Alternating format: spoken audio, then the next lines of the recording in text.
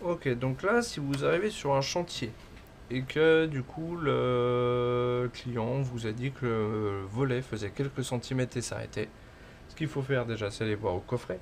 Théoriquement, vous avez de fortes chances qu'il n'a pas été rallumé, que la LED rouge soit allumée ici en allumé fixe, pardon.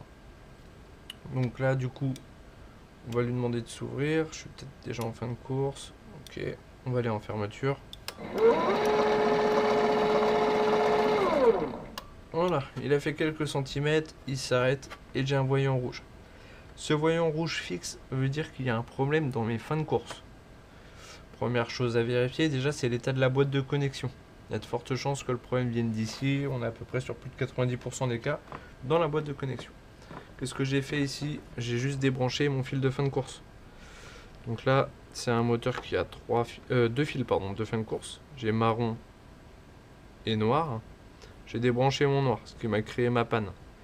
Donc du coup, le but, c'est ici de refaire la connectique. Ça peut arriver aussi sur une boîte de connexion pleine d'eau ou qui a été pleine d'eau et les fils se sont oxydés. Donc j'éteins mon défaut, je remets mon fil.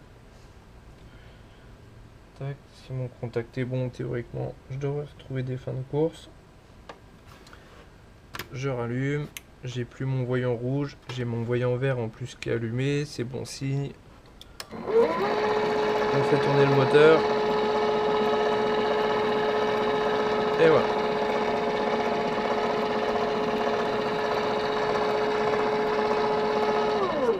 Clac, j'ai retrouvé mes fins de course. À partir du moment où la LED capteur verte clignote, c'est que mes fins de course sont bonnes.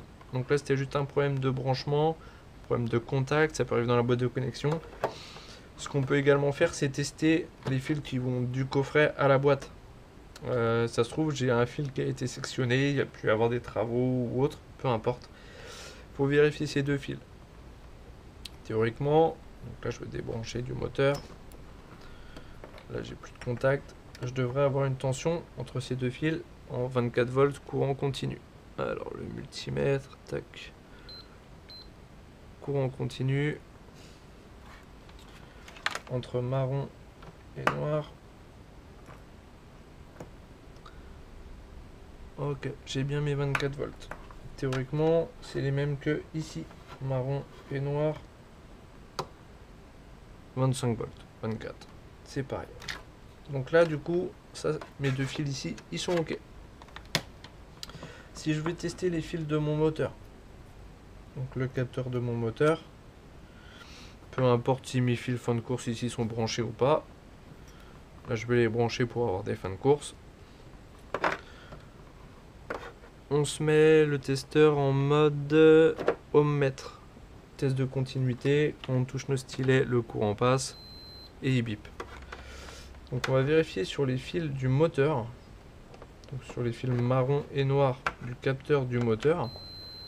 Quand le moteur tourne, je dois avoir des bips réguliers et alternatifs. Là j'ai un bip continu parce que je ne fais pas tourner mon moteur. Mais quand il va tourner, ça va faire des bips réguliers.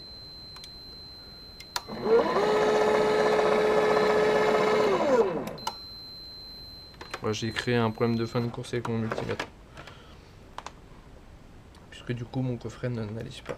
Hop, je vais me passer en mode forçage. J'enlève mon voyant défaut, je me mets en forçage. Et je refais le test. Donc tac, rouge, noir. Ouais c'est ça. Je vais tourner.